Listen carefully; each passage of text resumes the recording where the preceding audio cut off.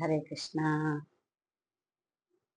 వైష్ణవ భక్తులందరికీ పాదాభివందనాలు చేసుకుంటూ కొన్ని విషయాలు మీతో చర్చించడానికి నేను ముందుకు వచ్చాను. హరే కృష్ణ. ఎప్పుడు చెప్పుకుంటున్నట్లుగా మనము గౌ గౌరంగ దర్శన్ దాస్ గారు గీతా సుబోధనలో ఇచ్చిన 700 శ్లోకాల్లో ఆ, ఏ ఏ శ్లోకాలు దేని గురించి వివరించాయి అనే విషయం గురించి మొదలెట్టుకున్నాం మనము. అందులో ఫస్ట్ది మనకి శ్రీకృష్ణుడు దేవాదేవుడు అనే విషయం గురించి చర్చించడం ప్రారంభించి మొత్తం అందులో 59 శ్లోకాలు ఉంటే మనము 40 శ్లోకాలు కంప్లీట్ చేసుకున్నాము. ఇవాళ ఇంకో ఒకటో రెండో చూడడానికి ప్రయత్నిద్దాం. ముందుగా హరే కృష్ణ నామని చెప్పుకుని శిక్షా గురువులకి కృతజ్ఞతలు తెలియజేసుకుని శ్రీల ప్రభుపాదుల వారికి అంకితం చేసుకుంటూ మనం మంగళాచరణాలతోటి ముందరకు వెళ్ళడానికి ప్రయత్నిద్దాము. హరే కృష్ణ. జై శ్రీకృష్ణ చైతన్య ప్రభు నిత్యానంద శ్రీ అద్వైత గదాధర శ్రీవాసాది గౌరభక్త బృంద. హరే కృష్ణ కృష్ణ కృష్ణ హరే హరే హరే రామ రామ రామ హరే హరే. హరే కృష్ణ కృష్ణ కృష్ణ హరే హరే హరే రామ రామ రామ హరే హరే. హరే కృష్ణ కృష్ణ కృష్ణ హరే హరే హరే రామ రామ రామ హరే హరే. హరే కృష్ణ కృష్ణ కృష్ణ హరే హరే హరే రామ రామ రామ హరే హరే. హరే కృష్ణ కృష్ణ కృష్ణ హరే హరే హరే రామ రామ రామ హరే హరే. హరే కృష్ణ కృష్ణ కృష్ణ హరే హరే హరే రామ రామ రామ హరే హరే. హరే కృష్ణ కృష్ణ కృష్ణ హరే హరే హరే రామ రామ రామ హరే హరే. హరే కృష్ణ కృష్ణ కృష్ణ హరే హరే హరే రామ రామ రామ హరే హరే. హరే కృష్ణ కృష్ణ కృష్ణ హరే హరే హరే రామ రామ రామ హరే హరే. హరే కృష్ణ కృష్ణ కృష్ణ హరే హరే హరే రామ రామ రామ హరే హరే. హరే కృష్ణ కృష్ణ కృష్ణ హరే హరే హరే రామ రామ రామ హరే హరే. హరే కృష్ణ కృష్ణ కృష్ణ హరే హరే హరే రామ రామ రామ హరే హరే. జై శ్రీకృష్ణ చైతన్య ప్రభు నిత్యానంద శ్రీ అద్వైత గదాధర శ్రీవాసాది గౌరభక్త బృంద. హరి బోల్ నిజయ గౌర బ్రహ్మానంద హరి బోల్.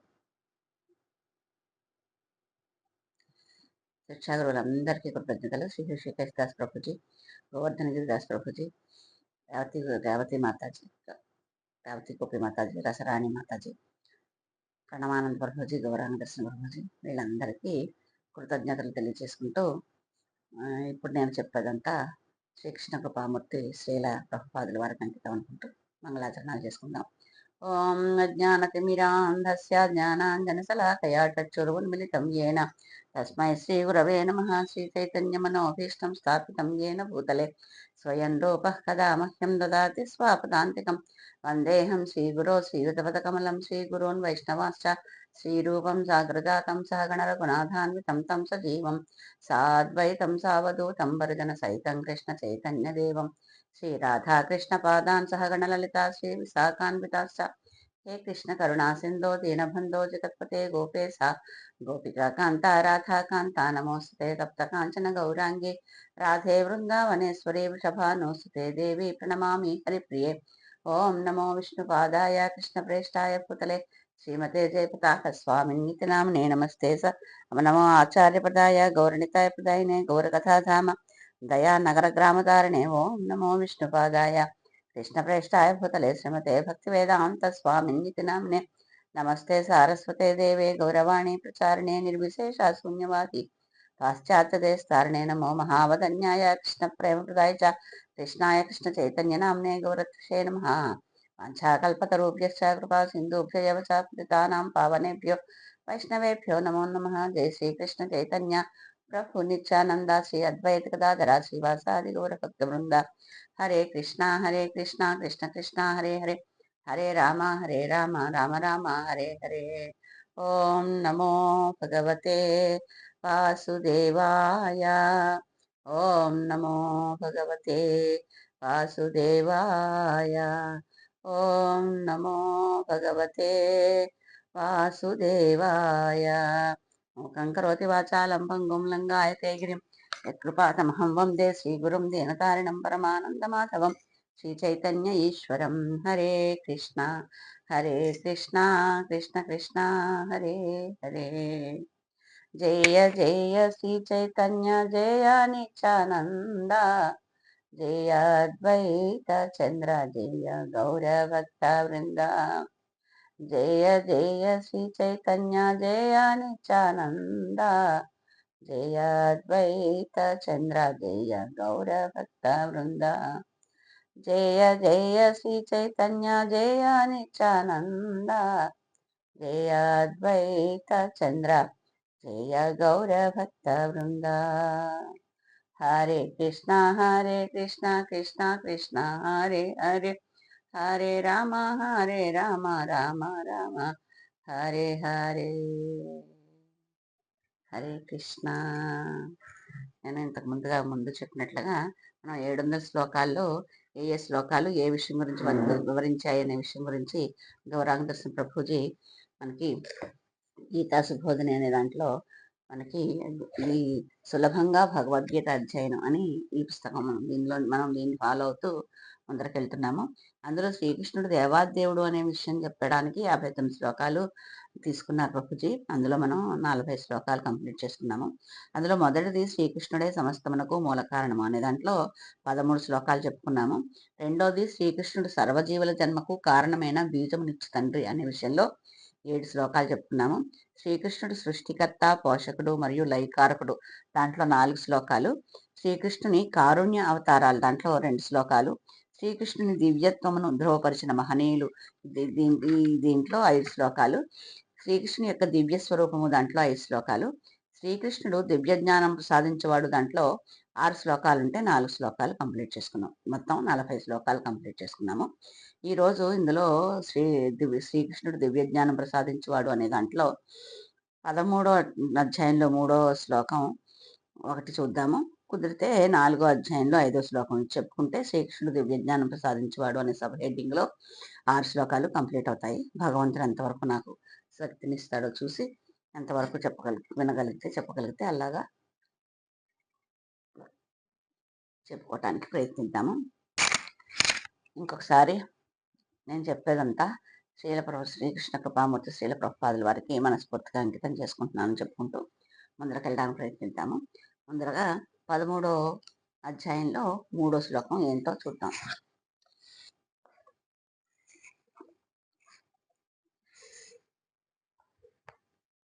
ఇది 541వ పేజీ శ్రీకృష్ణ భగవద్గీత యథాతథంలో సరళ భాష గ్రంథం అని ఉంటుంది కదా, అందులో 541 శ్లోకం. ఇందులో ఈయన మన గౌరాంగదర్శన ప్రభుజీ ఏమంటున్నారంటే, శ్రీకృష్ణుడు సర్వుల దేహములు ఎరిగినవాడు, కానీ మనకి కేవలం మన దేహం గురించి మాత్రమే తెలియను అని ఈ శ్లోకం చెప్తున్నారు. శ్లోకం గురించి మన శ్లోకం చదువుకుని ఇందులో దాని భావం ఏంటో ప్రభుపాదుల వారి భాష్యం ఏంటో చూడడానికి ప్రయత్నిద్దాం. హరే కృష్ణ. క్షేత్రజ్ఞం చాపి మాం విద్ధి సర్వక్షేత్రేషు భారత, క్షేత్రజ్ఞయో జ్ఞానం యత్తజ్ఞానం మతం మమ. క్షేత్రజ్ఞం చాపి మాం విద్ధి సర్వక్షేత్రేషు భారత, క్షేత్రజ్ఞయో జ్ఞానం యత్తజ్ఞానం మతం మమ. హరే కృష్ణ. ఓ భారత, అన్ని దేహాల్లో నేను కూడా క్షేత్రజ్ఞుడని నీవు తప్పక తెలుసుకోవాలి. ఈ దేహమును దీనిని తెలిసిన వాడిని అర్థం చేసుకోవడమే జ్ఞానమని చెప్పబడుతుంది. ఇది నా అభిప్రాయం అని శ్రీకృష్ణుడు అర్జునుడితో చెప్తున్నారు. ఇది 3వ శ్లోకం కదా. మొదటి 2 శ్లోకాల్లో ఏముందో చూద్దాం. అసలు ఈ అధ్యాయం పేరేంటి, ఈ ఫస్ట్ శ్లోకం ఏమైంది అని ఒకసారి తెలుసుకుందాము. ఇది మామూలుగా మనకి అన్ని పుస్తకాల్లో ఉండేది క్షేత్రజ్ఞ విభాగ యోగం అని ఉంటుంది. అయితే ఇందులో ప్రభుపాదుల వారి దీనికి ప్రకృతి, పురుషుడు, చైతన్యము అనే హెడ్డింగ్ తోటి ఈ అధ్యాయాన్ని ప్రారంభించారు. ఇందులో మొత్తం 30 శ్లోకాలు ఉంటాయి. అందులో 1, 2 శ్లోకాలు ఏంటో చూసి మనం 3వ శ్లోకంలోకి వెళ్ళడానికి ప్రయత్నిద్దాం. మొట్టమొదటి శ్లోకం అర్జునువాచ. ప్రకృతిం పురుషం చైవ క్షేత్రం క్షేత్రజ్ఞమేవ చ ఏతద్వేదితుమిచ్చామి జ్ఞానం జ్ఞేయం చ కేశవా. అలా అర్జునుడు ఏమంటున్నాడంటే, ఓ కృష్ణ, ప్రకృతి మరియు పురుషుని గురించి, క్షేత్రము మరియు క్షేత్రమును తెలిసిన వారి గురించి, జ్ఞానము మరియు జ్ఞాన విషయం గురించి నేను తెలుసుకొనగలుగుతున్నాను. మనకి ప్రకృతి పురుషుడు అని మనకి దాని గురించి చెప్తూ ఉంటారు కదా!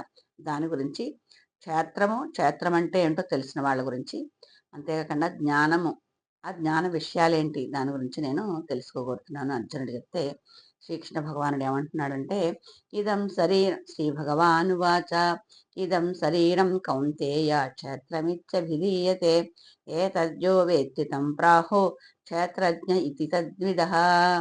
అంటే శ్రీకృష్ణ భగవానుడు పలికెను, ఓ కౌంతేయ, ఈ దేహము క్షేత్రమని చెప్పబడుతుంది. ఈ దేహమును తెలిసినవాడు క్షేత్రజ్ఞుడని చెప్పబడతాడు. మనకి ఏదైతే శరీరం ఉందో అది క్షేత్రం అనబడుతుంది. ఆ శరీరం గురించి వివరాలు తెలుసున్నవాడు క్షేత్రజ్ఞుడని చెప్పబడతాడు అని మొదటి 2 శ్లోకాల్లో చెప్పారు. ఇక్కడ 3వ శ్లోకంలో మనం ఏం చెప్తున్నారో, భాష్యంలో ఏం చెప్తారో తెలుసుకుందాం. శ్రీల ప్రభుపాదకి జై.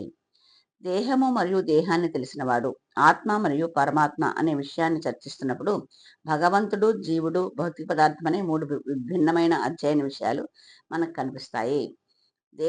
దేహం తెలిసినవాడు అంటే మనం దేహంలో ఉన్నాం కదా, ఈ దేహం అంటే ఏమిటి అని తెలిసినవాడు దేహాన్ని తెలిసినవాడు. ఆత్మ మరియు పరమాత్మ అనే విషయాన్ని చర్చిస్తున్నప్పుడు ఈ దేహం తెలిసిన వాళ్ళు ఆత్మ గురించి, పరమాత్మ గురించి మనం డిస్కస్ చేసినప్పుడు భగవంతుడు, జీవుడు, భౌతిక పదార్థం అనే 3 భిన్నమైన అధ్యయన విషయాలు మనకు కనిపిస్తాయి. ఈ మనం చర్చలోకి వెళ్తే కనుకైతే అంతా ఒకటే కాదు, 3 రకాలు ఉంటాయి. ఒకటి భగవంతుడు, 2 జీవుడు, 3 ఈ భౌతిక పదార్థం. ఈ 3 విషయాల గురించి మనకి కనిపిస్తాయి అని ప్రభుపాదుల వారు అంటున్నారు. అందుకే ఈ అధ్యాయానికి హెడ్డింగ్ అయిన ప్రకృతి పురుషుడు చైతన్యం అనే పేరిస్తూ ఈ అధ్యాయంలోకి తీసుకెళ్లారు. అదే మనం ఇదివరకు కూడా కొన్నిసార్లు చెప్పుకున్నాం. మనం ఒకసారి మనకి ప్రభుపాదుల వారు కనుక పుస్తకాలు చూస్తే కనుకైతే ఆ అధ్యాయం పేరును బట్టి అందులో దేని గురించి చెప్తారు అనే మనకి ఏ విషయం గురించి ఈ అధ్యాయంలో ఉంటుందనే విషయం గురించి మనకి తెలుస్తుంది. ఇదివరకు కూడా మనం ఈ విషయం గురించి చెప్పుకున్నాం. భాగవతం కానీ, భగవద్గీత కానీ అందులో ఆ హెడ్డింగ్ చూడగానే అంటే అందులో విషయం మనకు తెలియకపోతుండొచ్చు, కానీ ఏ విషయం గురించి చర్చిస్తారు, ఏ విషయం గురించి మనకి విపులీకరిస్తారనే విషయం మనకి ఆ హెడ్డింగ్ చూస్తే తెలుస్తుంది అనమాట. ప్రతి కార్యక్షేత్రంలోనూ అంటే ప్రతి దేహంలోనూ వ్యక్తిగత ఆత్మ, పరమాత్మ అనే 2 ఆత్మలు ఉంటాయి. మనం అనుకుంటూ ఉంటాం కదా, పరమాత్మ రూపంలో మన దేహంలో భగవంతుడే ఉంటాడు అని. మన చైతన్యాన్ని ఇచ్చేది ఆత్మ అయితే, ఆ చైతన్యాన్ని పరిశీలించేది పరమాత్మ. ఆ 2 కూడా ప్రతి శరీరంలోనూ ఉంటాయి. పరమాత్ముడు దేవదేవుడైన శ్రీకృష్ణుని ప్రధానాంశే అయిన కారణంగా నేను కూడా క్షేత్రజ్ఞుని కానీ వ్యక్తిగత దేహ క్షేత్రజ్ఞుని కాను. నేను పరమక్షేత్రజ్ఞుడిని. నేను ప్రతి దేహంలోనూ పరమాత్మునిగా ఉంటాను అని శ్రీకృష్ణుడు చెప్తున్నారనమాట. అంటే దేవదేవుడైన శ్రీకృష్ణుడు ప్రధాన అంశమే పరమాత్ముడు, దేవదేవుడైన శ్రీకృష్ణుడు ప్రధాన అంశమే కారణంగా, అంటే మనకి పరమాత్మ రూపంలో ఆయనే ఉంటాడు కాబట్టి, ఆయనే ముఖ్యం కాబట్టి ఆయన ఏం చెప్తున్నారు, నేను కూడా క్షేత్రజ్ఞుడిని కానీ వ్యక్తిగత దేహ క్షేత్రజ్ఞుని కాను. అంటే మనలో ఉండే ఒక దాంట్లోనే కాకుండా, ఒక శరీరంలోనే కాకుండా అన్ని శరీరాల్లోనూ పరమాత్మ రూపంగా ఉంటాడు కాబట్టి ఏదో ఒక వ్యక్తికి సంబంధించిన క్షేత్రజ్ఞుని కాను నేను అని ప్రభుపాదుల వారు శ్రీకృష్ణుడు చెప్పారు అని మనకి వివరిస్తున్నారు. ప్రతి దేహంలోనూ పరమాత్మగా ఉంటాను అని శ్రీకృష్ణుడు అన్నాడు. కార్యక్షేత్ర విషయాన్ని, క్షేత్రజ్ఞుని విషయాన్ని ఈ భగవద్గీత దృష్ట్యా అధ్యయనం చేసేవాడు జ్ఞానాన్ని పొందుతాడు.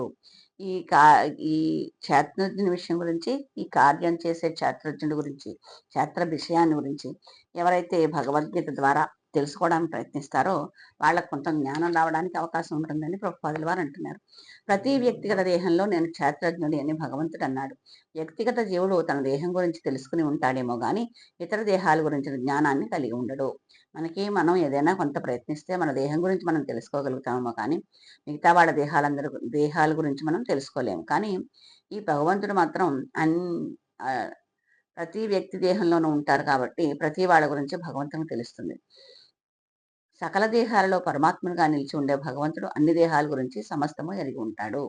ఆయన ప్రతి దేహంలోనూ పరమాత్మ రూపంలోనే ఉంటారు కాబట్టి ఆయనకి అందరి విషయాలు, అన్ని దేహాల విషయాల గురించి తెలుస్తాయి. కానీ మనకి మన దేహం గురించి మాత్రమే తెలుస్తుంది. అతడు సమస్త జీవజాతుల సకల దేహాల గురించి ఎరిగి ఉంటాడు. అంటే మనుషులొక్కలే కాదు, ప్రతి జీవిలోనూ పరమాత్మ రూపంగా ఉంటారు కాబట్టి అన్ని విషయాలు ఆయనకి తెలిసి ఉంటుంది. ఒక పౌరుడు తనకు ఉన్నట్టి కొద్దిపాటి స్థలము గురించి పూర్తిగా తెలుసుకుని ఉన్నా రాజు కేవలము తన రాజప్రసాదం గురించే కాకుండా పౌరులందరి సంపత్తుల గురించి ఎరిగి ఉంటాడు.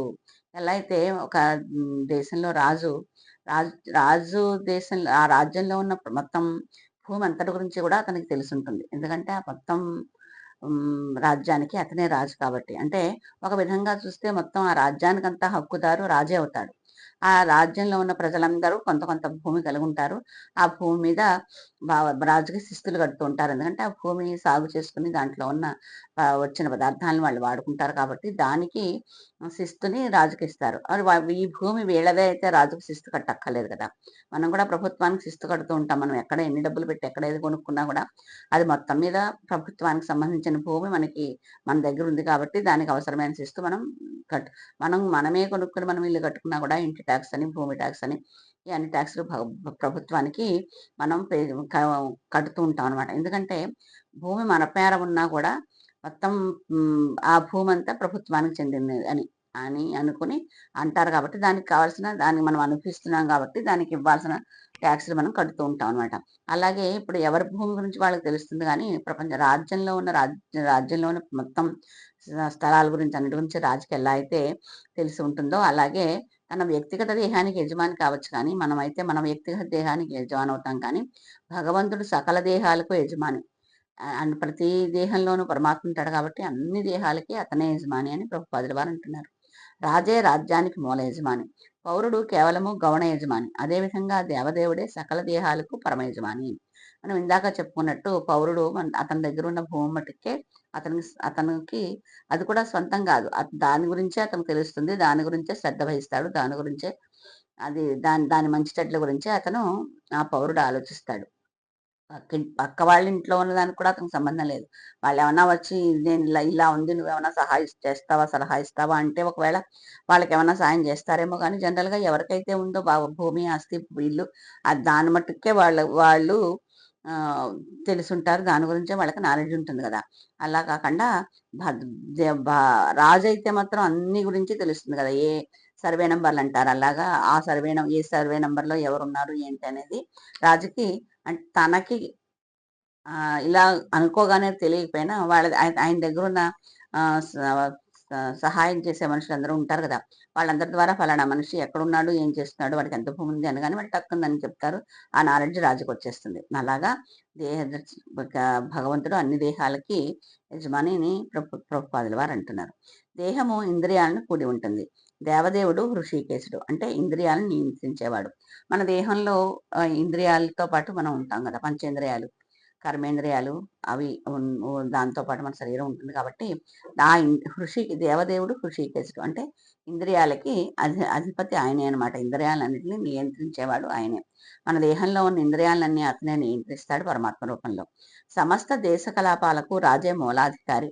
పౌరులు గౌణాధికారులైనట్లుగా అతడే ఇంద్రియాలకి మూలాధికారి. రాజైతే ఎలా రాజ్యానికి మొత్తం అన్నిటికీ అధికారి ఎలా అయ్యాడో అలాగే భగవంతుడు అన్ని దేహాలకి అతనే మూలాధికారి అని అంటున్నారు. నేను కూడా క్షేత్రజ్ఞుడిని అని భగవంతుడు అన్నాడు. అంటే అతడు పరమ క్షేత్రజ్ఞుడని భావము. మీరందరూ ఎలా క్షేత్రజ్ఞులో నేను కూడా అలాగే క్షేత్రజ్ఞుడే అన్నారు. కానీ ఆయన ఒక దేహానికి సంబంధించిన క్షేత్రజ్ఞుడు కాదు కాబట్టి అన్ని దేహాలకి సంబంధించిన క్షేత్రజ్ఞుడు కాబట్టి ఆయన పరమ క్షేత్రజ్ఞుడని భావం. అలా మనం అర్థం చేసుకోవాలి. వ్యక్తిగత జీవుడు కేవలము తన దేహాన్ని ఎరిగి ఉంటాడు. వేద సాహిత్యంలో ఈ విధంగా చెప్పబడింది. మనం వ్యక్తిగత దేహంలో ఉన్నవాళ్ళం మన గురించే అది కూడా నిజంగా ఆలోచించాలంటే మన దేహం గురించి మనకు పూర్తిగా తెలియదు. ఎందుకంటే ఇప్పుడు మన దేహంలో ఏదైనా ఒక అనారోగ్యం వచ్చిందనుకోండి, దాన్ని ఎలా బాగు చేసుకోవాలో మనకు తెలుస్తుందా? తెలీదు. అదే ఆ డాక్టర్ దగ్గరికి ఎక్కడికో పరిగెడతాం. అదే మన దేహం గురించే మనం సరిగ్గా తెలుసుకోలేము. కానీ భగవంతుడు మన ప్రపంచంలో ఉన్న అన్ని దేహాల గురించి ఆయన పరమాత్మ రూపంలో ఉండి తెలుసుకుంటూ ఉంటాడు. ఆయనకు తెలుస్తుందనమాట. అన్నీ ఆయనకే అర్థమవుతాయి. వేద సాహిత్యంలో దీని గురించి ఏం చెప్పారు అంటే క్షేత్రాని హి శరీరాన్ని బీజం చాపి సుభాషితే తాని వేత్తి సయోగాత్మ తత క్షేత్రజ్ఞ ఉద్యతే. ఈ దేహము క్షేత్రమని చెప్పబడుతుంది. దానిలోనే దేహయజమాని భగవంతుడు నివసిస్తారు. దేహాన్ని దేహయజమానిని రెండింటిని భగవంతుడు ఎరిగి ఉంటాడు. ఈ దేహానికి యజమాని మనం అనుకుంటూ ఉంటాం కదా!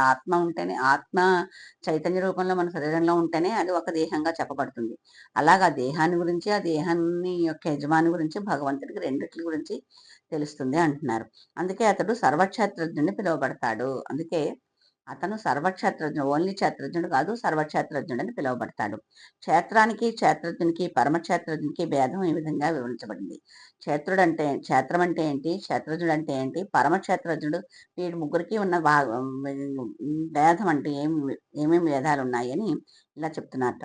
దేహ స్వభావము, జీవుని స్వభావము, పరమాత్మని స్వభావము గురించిన పరిపూర్ణ జ్ఞానమే వేద సాహిత్యం దృష్ట్యా జ్ఞానమని తెలియబడుతుంది. మనం దేహ స్వభావం తెలిసుండాలి, జీవన స్వభావం తెలిసుండాలి. పరమాత్మ స్వభావం గురించి కూడా పూర్తిగా హ్మ్, సంపూర్ణంగా జ్ఞానం ఉంటే గనకైతే అది వేదం దృష్ట్యా వేదంలో అదే జ్ఞానమని ఆ వేదం అవన్నీ తెలిసినడమే జ్ఞానమని మనకి తెలియజేస్తోందనమాట.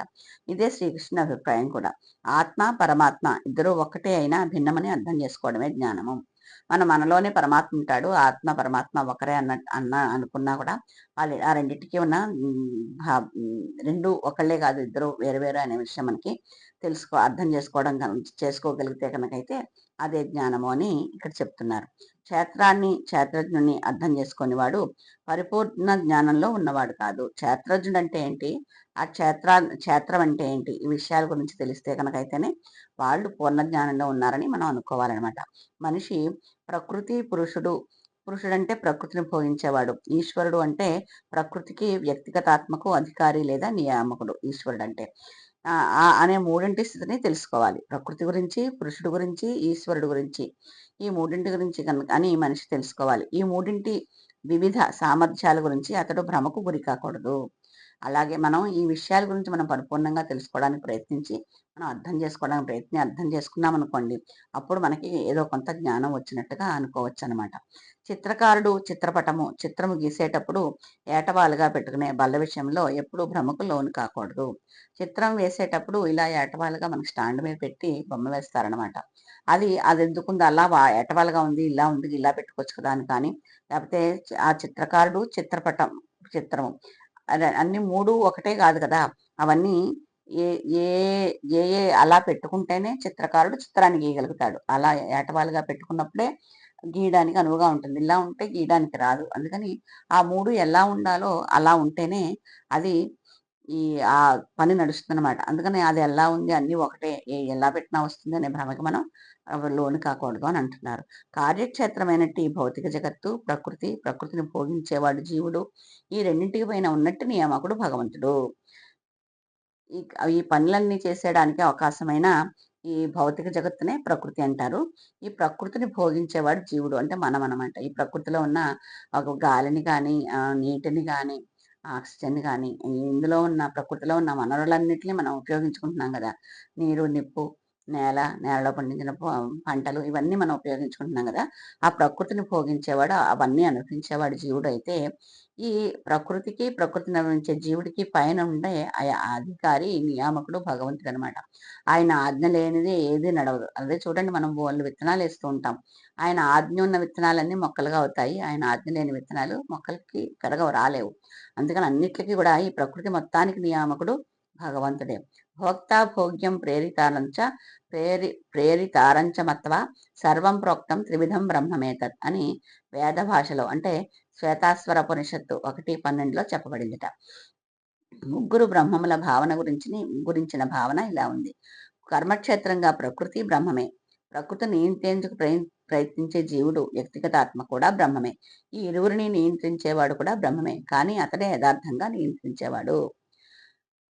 కర్మక్షేత్రంగా ప్రకృతి బ్రహ్మమే. మనకి ఈ పనులన్నీ చేయడానికి అవసరమైన ఈ ప్రకృతి అనేది ఉంది కదా! అది కూడా బ్రహ్మమే. అంటే బ్రహ్మ ద్వారా ఈ పరబ్రహ్మం ద్వారానే సృష్టించబడింది కాబట్టి అది కూడా బ్రహ్మం అని చెప్పుకోవచ్చు. అలాగే ప్రకృతిని మనం నియంత్రించడానికి ప్రయత్నిస్తూ ఉంటాం. ఏదో ఎన్నో శాస్త్రాలు చదివేసి ఈ ఈ వర్షాలు రాకుండా చేద్దామా? లేకపోతే ఎండ రాకుండా చేద్దామా? లేకపోతే దీని మీద మనకి అధికారం కావాలి. ప్రకృతి మీద మనకి అధికారం కావాలి అని జీవుడు ఎంతో తాపత్రయపడిపోతూ ఉంటాడనమాట. అది ఆ వ్యక్తిగత ఆత్మ. మన మనస్సులో మన ఒక వ్యక్తిలో ఉండే ఆత్మ ఇలాంటి ప్రయత్నాలన్నీ చేస్తూ ఉంటుంది గదా! దాన్ని కూడా బ్రహ్మమే అనొచ్చు. ఈ ఇరువురిని నియంత్రించేవాడు కూడా బ్రహ్మమే. అంటే పరమాత్మ వీళ్ళందరినీ ఈ రెండిటిని ఈ ప్రకృతిని భోగించే జీవుడిని నియమించేవాడు భగవంతుడు అని చెప్పుకున్నాం గదా! అతను కూడా బ్రహ్మమే. కానీ యథార్థంగా మొత్తం నియంత్రించేవాడే అసలైన బ్రహ్మము అని ఇక్కడ చెప్తున్నారు. ఇద్దరు క్షేత్రజ్ఞులలో ఒకడు పతనము చెందేవాడని, వేరొకడు పతనము చెందని వాడిని కూడా ఈ అధ్యాయంలో వివరించబడింది. ఇద్దరు క్షేత్రజ్ఞులు ఎవరెవరు? పరమాత్మ క్షేత్రజ్ఞుడే. ఈ మానవ దేహాన్ని పొందుకున్న మనము కూడా క్షేత్రజ్ఞుడే అంటున్నారు చెప్పారు కదా ఇంతవరకు. కానీ ఇద్దరు క్షేత్రజ్ఞులు ఇద్దరు సమానం మాత్రం కాదు. ఒక క్షేత్రజ్ఞుడు పతనం చెందుతాడు. అంటే మానవ దేహం పొందిన మనం ఎప్పటికోప్పటికి ఈ శరీరాన్ని వదిలేసి పతనం అవ్వక తప్పదు. కానీ మన్ని భగవంతుడిని కూడా క్షేత్రజ్ఞుడు చెప్పుకున్నా కూడా ఆ భగవంతుడికి పతనం అనేది ఉండదని ఈ అధ్యాయంలో వివరిస్తున్నారని ప్రభుపాదుల వారు అంటున్నారు. ఇద్దరు క్షేత్రజ్ఞులు ఒకటే సమానమే అని అనుకునేవారు నేను కూడా కర్మక్షేత్రాన్ని ఎరిగిన క్షేత్రజ్ఞుడి అని ఇక్కడ స్పష్టంగా పలికిన భగవంతుణ్ణి ఎదిరించిన వాడే అవుతాడు. ఈ పరబ్రహ్మ పర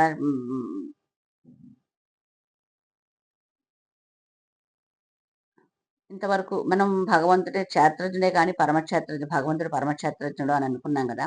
అలాగా మనం ఇద్దరు ఒకటే సమానమే అనుకున్నప్పుడు నేను కూడా కర్మక్షేత్రాన్ని ఎరిగిన క్షేత్రజ్ఞుడే అని మనం ఎవరైనా మన మానవ మాత్రులు ఎవరైనా అలా అన్నారనుకోండి, అప్పుడు నేనే పరమక్షేత్రజ్ఞుని అని చెప్పిన భగవంతుడిని మనం ఎదిరించిన వాళ్ళం అవుతారు అని ప్రభుపాదుల వారు అంటున్నారు.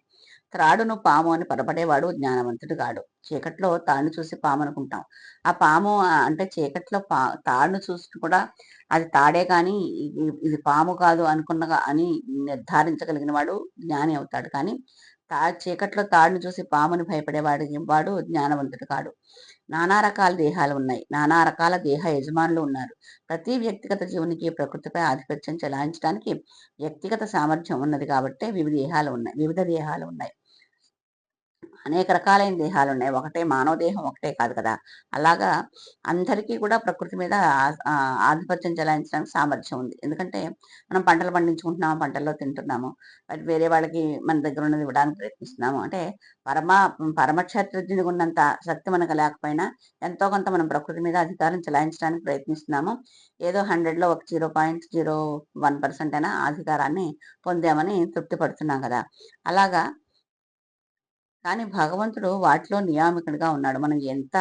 మనం ఎంత ప్రకృతి మీద అధికారం సాధిద్దామన్నా, ఎంత మనం ఏదో ఎన్నో రకాలైన శాస్త్ర శాస్త్ర ద్వారా దాన్ని పరిశోధన చేసేసి ఎన్నో కనుక్కున్నామన్నా కూడా కానీ, దాంట్లో మాత్రం మొత్తం మీద నియామకుడిగా ఉండేది భగవంతుడే. ఎందుకంటే మనం శాస్త్ర పరిశోధన చేసినా కూడా, అది చేసేటప్పుడు దానికి రిజల్ట్స్ రావాలంటే కూడా భగవంతుని సహాయ సహకారాలు లేనిదే రాదు. మనం ప్రకృతిలో ఉన్న విషయాల్ని మేళవించి ఇంకో విషయం చేయడానికి ప్రయత్నిస్తున్నాం కానీ మనంతట మనం సృష్టించి ఏమీ చేయటం లేదు కదా! ఏదైనా పరిశోధన చేయాలంటే కూడా ప్రకృతిలో ఉన్నదాన్ని తీసుకుని ఇంకోటేమన్నా చేయడానికి అవకాశం ఉంటుందా? దీన్ని ఇలా వదిలేయకుండా ఇది కలిపితే ఇంకోటేమన్నా వస్తుందా? అలా పరిశోధన చేయగలుగుతాం కానీ, ఈ 2 విడివిడి వస్తువుల్ని మనం సృష్టించలేం. ఈ 2 విడిగా ఉన్న వాటిని కలిపి ఇంకోటొస్తుందా? 2 చేతుల్ని మనం చేస్తే దండం పెట్టగలుగుతాం. ఈ చెయ్యి ఆయనిచ్చిందే, ఈ చెయ్యి ఆయనిచ్చిందే. ఈ 2 చేతులు ఉంటేనే మనం పరమాత్మకి దండం పెట్టగలుగుతాం. అలాగా ప్రకృతిలో ఎన్నో విషయాలుంటాయి. ఆ విషయాలు మనం సృష్టించినవి కాదు. భగవంతుడు సృష్టించిన విషయాల్ని తీసుకుని మనం ఇంకేమైనా చేయగలమా అని పరిశోధన చేస్తాం. ఆ పరిశోధన చేసినప్పుడు ఆ పరిశోధన ఫలితానికి కూడా నియామకుడు భగవంతుడే. అది తెలుసుకోవాలి మనం. కానీ భగవంతుడు చలాయించిన వ్యక్తిగత సామర్థ్యం ఉంది కాబట్టి వివిధ దేహాలు ఉన్నాయి. అన్ని రకాల దేహాల్లోనూ అన్ని రకాలుగా ఇప్పుడు మనకి అడవిలో మృగాలు ఉన్నాయనుకోండి. కొంచెం బలమైన మృగం బలం లేని మృగం మీద అధికారం చెలాయించడానికి ప్రయత్నిస్తుంది. అంతే కదా! చెట్లు కూడా చూద్దాం. చెట్లు పెద్దగా ఎత్తుగా ఉన్న చెట్లు నీడ వచ్చేస్తుందంటే కింద చిన్న చిన్న చెట్లు పెరగడానికి అంత ఎక్కువగా అవకాశం ఉండదు. అంటే పెద్ద చెట్టు చిన్న చెట్టు మీద దాన్ని అధికారం చెలాయిస్తుంది కదా! కొంచెం ఆ విధంగా మనం భావించొచ్చనమాట. అలాగా అన్ని రకాలలోనూ ప్రతి దేవునికి, ప్రతి జీవునికి కూడా అధికారం చేయాలనే అవకాశం ఉంటుందనమాట. సామర్థ్యం ఉంటుంది అని చెప్తున్నారు. కానీ భగవంతుడు వాటిలో నియామకునిగా ఉన్నాడు. ఇదైతే అధికారం చలాయించాలని అనుకుంటారో దానికి నియామకుడు మాత్రం భగవంతుడే అని చెప్తున్నారు. అనే పదం కూడా చాలా ప్రధానమైనది.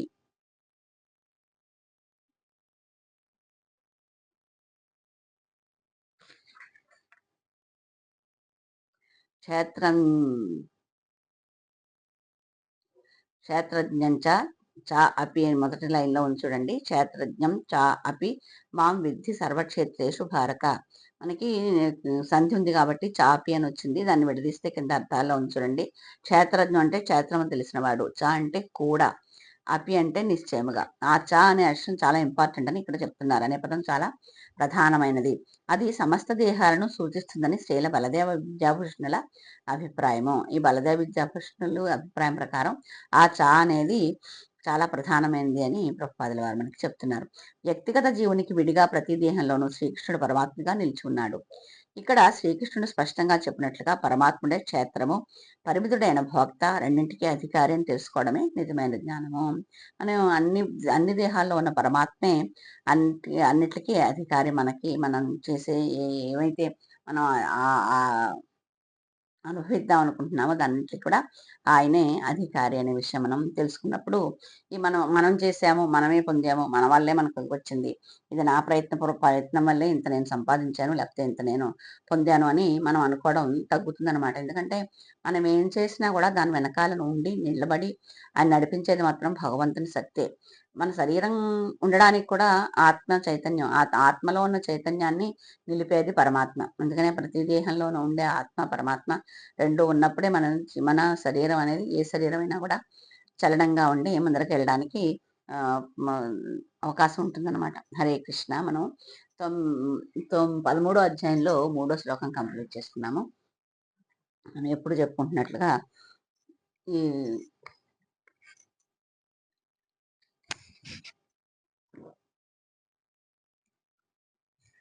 చైతన్యశ్రీ ఫౌండేషన్ వాళ్ళు మనకి కొన్ని విషయాలు చెప్తున్నారు. దాని గురించి మనం తెలుసుకోవడానికి ప్రయత్నిస్తున్నాం కదా! అది తెలుసుకుని సాయి సాయి ఈ ఎపిసోడ్ ముగిద్దాము. నేను ఈ భగవద్గీత హ్మ్, మహత్యం గురించి చెప్పాను. 2 అధ్యాయాల గురించి చెప్పాను. కానీ అదే ఎక్కువ టైం పడుతోంది. అందుకని ఇది మనకి ఈ కృష్ణుడే దేవాదేవుడు అనే విషయం కంప్లీట్ చేసుకున్నాక, ఒక్కొక్కసారి అధ్యాయం గురించి తెలుసుకోవడానికి ప్రయత్నిద్దాం. ఎందుకంటే అది చదివేయడం అవుతోంది. దాంట్లో ఉన్న విషయాలు మనం విధంగా విపులీకరించుకోవడానికి అవ్వట్లేదు. అందుకని ఇది చెప్పి అది చెప్పాలంటే టైం ఎక్కువైపోతుంది. అందుకని 2 అధ్యాయాలు చెప్పాను. మళ్ళీ మొదటి నుంచి మళ్ళీ ఈ దేవాదేవుడి గురించి తెలిసేసుకున్నాక 40 శ్లోకాలయ్యాయి. ఇప్పుడు ఇవాళ 2 అయితే 42 శ్లోకాలు అయినట్టు కదా! 59 శ్లోకాల్లో 42 అవుతే మిగతా శ్లోకాలు కంప్లీట్ చేసేసుకున్నాక అప్పుడు మనం భగవద్గీత మహత్యం గురించి తెలుసుకోవడానికి ప్రయత్నిద్దాం. ఇవాళ ఒక చిన్న విషయం తెలుసుకుని మనం దీన్ని ముగించుకుందాము.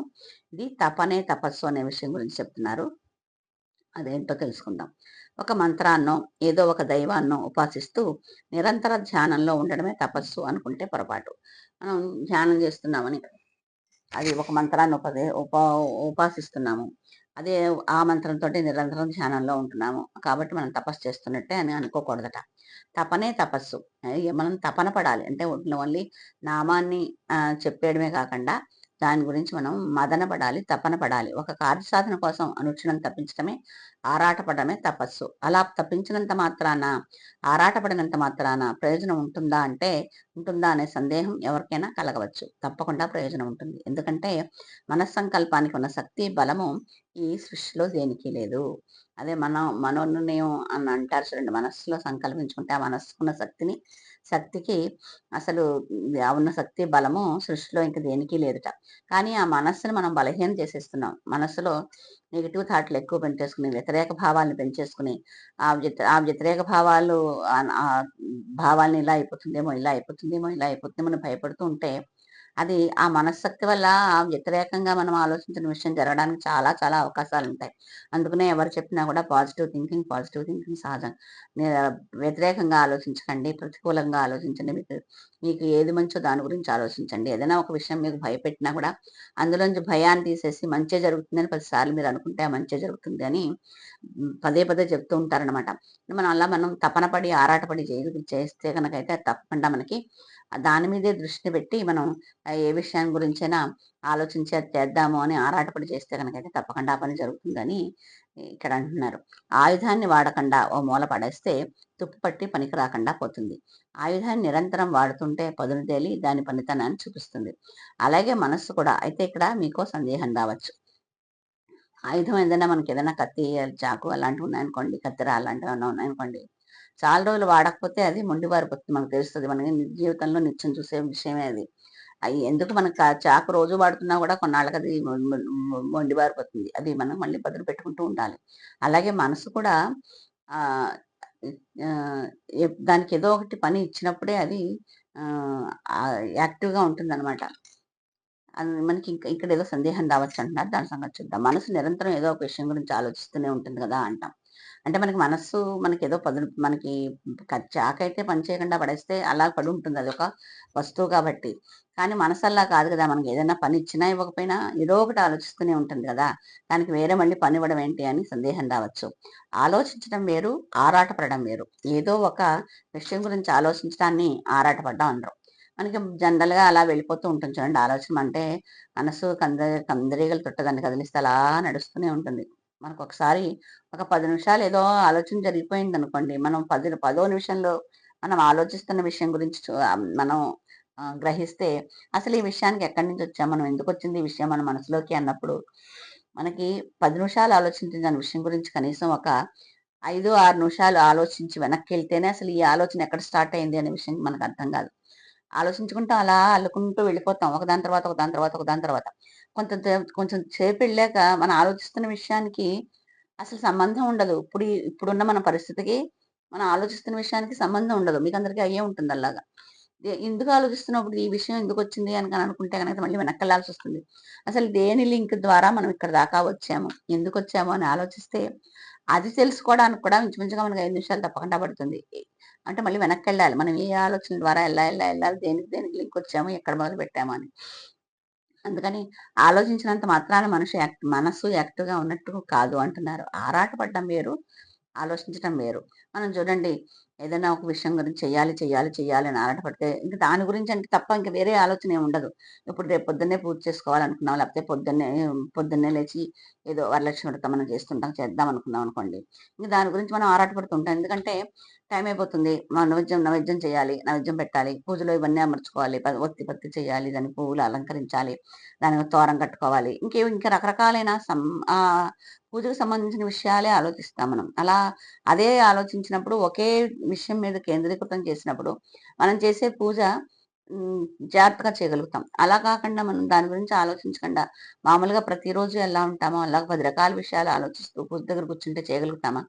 చేయలేము. ఎందుకంటే దాని గురించి ఆరాటపడి ఆ పూజకి ఏమేమి కావాలో అన్నీ ఒక్కొక్కటి దగ్గర పెట్టుకొని మళ్ళీ ఆలోచిస్తాం. ఇది అయిపోయిందా? మళ్ళీ మధ్యలో లేవకూడదు. నైవేద్యానికి అన్నీ పెట్టుకున్నామా? తాంబూలానికి అన్నీ పెట్టుకున్నామా? అందులో వక్క పెట్టుకున్నామా? పసుపు, కుంకుమ అన్నీ తెచ్చి పెట్టుకున్నామా? అక్షింతలున్నాయా? కొబ్బరికాయ కొట్టి పెట్టుకున్నామా? ఇలా పూజ గురించి అన్నీ ఆలోచిస్తాం. అవునా కదా! అలా ఆలోచించినప్పుడే ఆ పూజ దగ్గర కూర్చున్నప్పుడు మధ్యలో లేవకుండా ఆ భగవంతుని మీద ధ్యాస పెట్టి పూజ చేయడానికి వస్తుంది. అది ఆరాటపడ్డాం. అలా కాకుండా మనం పొద్దున్న లేచి వంట చేసేటప్పుడు కూడా దీని తర్వాత ఇచ్చేయాలి. 4 రకాలు చేయదలుచుకున్నాం. దీని తర్వాత ఇచ్చేయాలి. ఇలా మనం అన్నీ సర్దేసుకుంటే గనకైతే వంట అయిపోతే పూజకి చేసుకోవచ్చు అని ఆ పూజ మొదలెట్టినప్పటి నుంచి మనకి ఆ పూజ గురించే ఆలోచన ఉంటుంది. అలా ఉన్నప్పుడే మనం దాన్ని జాగ్రత్తగా చేయగలుగుతాం కదా! అది అందుకని ఆలోచించడం వేరు, ఆరాటపడటం వేరు. మనం మామూలుగా ప్రతి విషయం ఆలోచించినట్టుగా ఆలోచిస్తే గనకైతే ఆ పూజ సవ్యంగా సాగదు. కానీ మనం ఆరాటపడి ఆ పూజ సరిగ్గా చేయాలి అనుకున్నప్పుడు జాగ్రత్తగా చేయగలుగుతాం. దాన్ని ఆలోచించడానికి, ఆరాటపడడానికి భేదం అనమాట. చంచలమైన మనస్సును నియంత్రించి, ఒక నిర్దిష్టమైన లక్ష్యాన్ని దానికి నిర్దేశించి, ఆ దిశగా మనస్సును మళ్లించడానికి పడే ఆరాటాన్నే తపననే తపస్సు అంటారు. ఇప్పుడు మనం చెప్పుకున్నట్టుగా ఆ పూజ గురించే దానికి మనసుకిచ్చి ఇంకేమీ ఆలోచించొద్దని, దాని గురించే ఆలోచించి ముందరకు నడిస్తే అలా ఆరాటపడ్డాన్ని, అలా తపన పడ్డాన్నే తపస్సు అంటున్నారనమాట. అది మంచి అయితే మంచి ఫలితాన్ని, చెడు అయితే చెడు ఫలితాన్ని తప్పకుండా ఇస్తుంది. ఆ తపననేది మనం మంచి విషయం గురించి ఆలోచించడానికి ప్రయత్నిస్తే మంచి జరుగుతుంది. చెడు గురించి ఆలోచిస్తే చెడు జరుగుతుంది.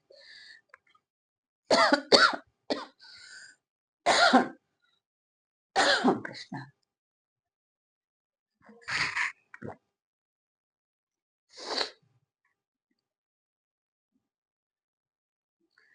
ఇక విషయాలు మనం ఇంకేం చెప్పారు అనే విషయం మనం తర్వాత తెలుసుకుందాము. హరే కృష్ణ.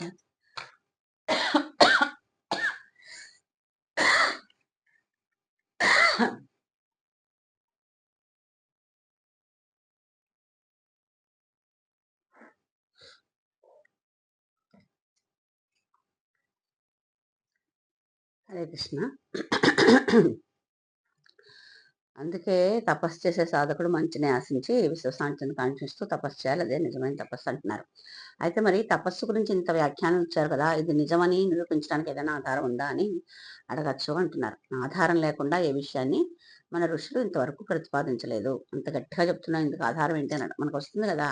అంత నిజమా? అదంతా నిజంగానేనా? అంత తపస్సు చేసి తపన పడితే అది జరిగిపోతుందా అని దానికి ఆధారం ఉంది అని ఋషులు ఆధారం లేకుండా ఏమి చెప్పలేదని అంటున్నారనమాట. దీనికి ప్రకృతి పరమైన ఆధారం ఉంది. సృష్టిలో అందమైన కీటకం సీతాకోకచిలుక. దీని పుట్టుక చాలా వింతగా ఉంటుంది. మీకు తెలుసు కదా! సీతాకోకచిలుక మేము సైన్స్‌లో 4, 5 తరగతుల్లో దాని గురించి చదువుకున్నాం. సాధారణంగా ఒక ప్రాణి నుంచి అదే విధమైన ప్రాణి పుడుతుంది. నిజంగా అంతే కదా! మరి కోడి గుడ్లు పెడితే కోడే వస్తుంది. మనుషులకి పిల్లలు పుడితే ఆడపిల్లలు కానీ, మగపిల్లలు కానీ పుడతారు. పులికి పులి పిల్లలు పుడతాయి. మేకకి మేక పిల్లలు పుడతాయి. అంతే కదా! అది హ్మ్. అలాగే జరుగుతుంది. కానీ కోడిగుడ్డు నుంచి కోడిపిల్ల పుడుతుంది. సీతాకోకచిలుక పెట్టే గుడ్ల నుంచి సీతాకోకచిలుకలు రావు. ఆ గుడ్లు పెట్టడం సీతాకోకచిలుకే పెడుతుంది కానీ, సీతాకోకచిలుక నుంచి సీతాకోకచిలుకలు రావు. గొంగళి పురుగులొస్తాయి. ఆ గొంగళి పురుగులు చూడడానికి చాలా అసహ్యంగా ఉంటాయి. ఆ దశలో అది రాళ్ళల్లో, రప్పలలో, ముళ్ళల్లో తిరుగుతూ ఆకులు తింటూ కాలం గడుపుతుంది. ఆకుల మీద అన్నిటి మీద ఉంటుంటుంది కదా! అది గొంగళి పురుగులు పట్టాయంటే ఇంక అసలు చెట్టు మొత్తం అంతా నాశనం అయిపోతుంది. అంత ఇదిగా ఆకులన్నీ కొరికేసి తినేస్తుందది. అంతా కొంతకాలం గడిచాక అలాగా ఆ రాళ్ళలో, రప్పల్లో, ఆకుల్లో, అల్లమల్లో అలా తిరుగుతున్నప్పుడు దానికి కొంచెం తన జీవితం మీద తనకి రోత కలుగుతుందట. ఆహార విహారాలు త్యజించి అంటే ఆహారం తినడం గానీ, లేకపోతే ఆ రాళ్ళలో విహరించడం గానీ మానేసి, ఎవ్వరికీ కనిపించని ప్రదేశానికి పోయి, తన చుట్టూ ఒక గూడు నిర్మించుకుని తపస్సమాధి స్థితిలోకి వెళ్ళిపోతుంది. అలాగా వెళ్ళిపోయిన తర్వాత కొంతకాలం గడిచాక తాను తపస్సు ఫలించాక దాని గూడు చీల్చుకుని బయటకొస్తుంది. అయితే అది అప్పుడు గొంగళి పురుగులా రాదు. అందమైన సీతాకోకచిలుకలా వస్తుంది. అప్పుడది ఆకులు, అలమలు తినదు. పువ్వుల్లో ఉండే మకరందాన్నే తాగుతుంది. ఇంతకంటే నిదర్శనం ఏం కావాలి? భగవంతుని సృష్టిలో మనసుకున్న శక్తి ఇంత అని మనం కావాలంటే ఇంకా వేరే ఉపమానాలు మనం వెతుక్కోవడం ఎందుకు చెప్పండి? ప్రకృతి ధర్మానికి కట్టుబడి గుడ్లు పెట్టిన మరుక్షణం ఈ సంసార జగత్తులో చిక్కుకోక మరణిస్తుంది. అది తపస్సిచ్చే ఫలం. అలాగే తపస్సిద్ధి పొందిన మానవుడు ఈ సంసార లంపటంలో చిక్కుకోక ఆత్మ సాక్షాత్కారంతో తరిస్తాడు. ప్రకృతి ధర్మానికి కట్టుబడి అంటే మనకి ప్రకృతిలో మనకిచ్చిన ధర్మం మన ధర్మం ఏంటి అని ఆ ధర్మానికి అనుగుణంగా గుడ్లు పెడుతుందట. కానీ గుడ్లు పెట్టిన తర్వాత మరుక్షణం గుడ్లు రాగానే అది చనిపోతుందట. అది తపస్సిచ్చే ఫలం. మనం అంటే మళ్ళీ ఇంత కష్టపడి ఇంత సీతాకోకచిలుకలాగా అయ్యాక ఆ గుడ్డల్లోంచి వచ్చే గొంగళి పురుగులను చూడడానికి దానికి ఇష్టం ఉండదనమాట. మరణం అప్పుడే గుడ్లు పెట్టగానే దాని మరణం సంభవిస్తుంది. అది తపస్సిచ్చే ఫలం. అలాగే తపస్సిద్ధి పొందిన మానవుడు ఈ సంసార లంపటంలో చిక్కుకోక ఆత్మ సాక్షాత్కారంతో తరిస్తాడు. అందే మనకి తపస్సు అనేది ఆలోచన వేరు, ఆరాటపడడం వేరు, తపస్సు వేరు, తపన వేరు. ఇవన్నీ మనకి ఈ విషయం మనకి ఇవాళ ఇన్ని విషయాలు మనం తెలుసుకున్నాం. అందుకని ఎవరైనా కూడా ఏదైనా ఆరాటం వస్తే ఏదైనా చెడు జరుగుతుందేమో అని ఆలోచన వచ్చినప్పుడు ఆ చెడు జరగదు అని మనకు మనసుని నియంత్రించామనుకోండి అది చాలా కష్టం. ఎందుకంటే భయం వచ్చినప్పుడు మనసు తిట్టుకున్నట్టు పగవాళ్ళు కూడా తిట్టుకోరని పెద్దలు ఒక సామెత చెప్తారు. అంటే మనకేదైనా ఒక ఒక మన పిల్లాడు ఎక్కడికో బయటికెళ్ళాడనుకోండి, రావడం లేట్ అయిందనుకోండి. అప్పుడు మన ఆలోచనలు బానే వస్తాడు, ఫ్రెండ్స్‌తో వెళ్ళాడు, లేకపోతే ఏదో సినిమాకెళ్ళాడేమో, అనుకోకుండా చెప్పకుండా వెళ్ళాడేమో, ఇలాంటి మంచి ఆలోచనలు రావు. ఎక్కడ పడిపోయాడో, ఏం యాక్సిడెంట్ అయిపోయిందో, ఎలా తిరుగుతుందో, ఏం జరుగుతుందో మనసు పరిపరి విధాల చెడుగానే ఆలోచిస్తుందట. అంటే మనకి మన మీద కోపం ఉన్నవాళ్ళు కూడా అంత క్రూరంగా ఆలోచించరట. వీళ్ళకిలా జరగాలి అని. ఇది అక్కడ మాత్రం ఇది అలాగే జరుగుతుందనమాట. అయితే అందుకని మనకి మనసు తిట్టుకున్నట్టు పగవాళ్ళు కూడా తిట్టరంటారు. అందుకని మనం మన మనసుని నియంత్రించి ఆహ్, ఏమిటంటారు పాజిటివ్ థింకింగ్‌కెళ్తే గనకైతే మనం మనకి అన్ని విధాలా మంచి జరగడానికి అవకాశం ఉంటుంది. హరే కృష్ణ. హరే కృష్ణ మనం చెప్పుకుందాం. జై శ్రీకృష్ణ చైతన్య ప్రభు నిత్యానంద శ్రీ అద్వైత గదాధర శ్రీవాసాది గౌర భక్తవృంద. హరే కృష్ణ కృష్ణ కృష్ణ హరే హరే. హరే రామ రామ రామ హరే హరే. హరే కృష్ణ కృష్ణ కృష్ణ హరే హరే. హరే రామ రామ రామ హరే హరే. హరే కృష్ణ కృష్ణ హరే హరే. హరే రామ రామ హరే హరే. హరే కృష్ణ కృష్ణ హరే హరే. హరే రామ రామ హరే హరే. హరే కృష్ణ కృష్ణ హరే హరే. హరే రామ రామ హరే హరే. హరే కృష్ణ హరే హరే. హరే రామ రామ హరే హరే. హరే కృష్ణ హరే హరే. హరే రామ రామ హరే హరే. హరే కృష్ణ హరే హరే. హరే రామ రామ హరే హరే. హరే కృష్ణ కృష్ణ హరే హరే. హరే రామ రామ రామ హరే హరే, హరే కృష్ణ కృష్ణ కృష్ణ హరే హరే, హరే రామ రామ రామ హరే హరే, హరే కృష్ణ కృష్ణ కృష్ణ హరే హరే, హరే రామ రామ హరే హరే. జయ శ్రీ కృష్ణ చైతన్య ప్రభు నిత్యానంద, శ్రీ అద్వైత గదాధర శ్రీవాసాది గౌర భక్తులంద, హరి బోల్ నితాయ గౌర ప్రేమానంద, హరి బోల్. ఈ చెప్పిన దాంట్లో ఏమైనా ఒక్క విషయం అయినా మీకు పనికొచ్చే విషయం ఉంటే అది స్వేచ్ఛాగురువుల అక్కడ కరుణా కటాక్షం, శ్రీకృష్ణ ప్రభు యొక్క దయా, కరుణా సముద్రుడైన శ్రీకృష్ణుని యొక్క దయ. ఏదైనా ఒకవేళ నేను చెప్పిన దాంట్లో, నేను విపులేఖించిన దాంట్లో ఒకవేళ ఏమన్నా అంటే దీనికి అది సంబంధించింది కాకుండా వేరే ఏమన్నా చెప్పినట్టు మీకు ఏమన్నా అనిపిస్తే అది నా అవగాహన లోపంగా భావించమని ప్రార్థిస్తూ, మళ్ళీ ఇంకొన్ని విషయాలతో ఇంకొంచెం కొన్నాళ్ళు మళ్ళీ మీ ముందరికి వస్తాను. హరే కృష్ణ. అంతవరకు సెలవు. హరే కృష్ణ.